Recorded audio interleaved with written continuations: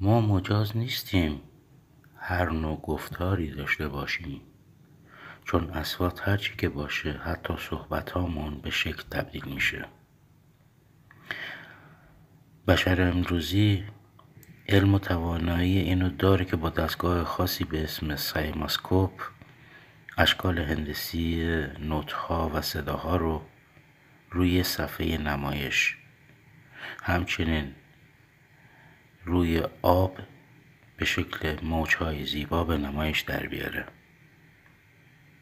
پس تصور کنید انسان با حرفایی که روزانه میزنه در خلق چه اشکالی و چه اجرامی هست و در نهایت این چه تأثیری روی کل ساختار هستی داره. وقتی حرف خوبی برای گفتن نداریم بهتر سکوت کنیم و اجازه بدیم تا اصوات خداوندی جلوه‌گر تابلوی هستی جلوی چشم‌های معنوی و فیزیکیمون باشه.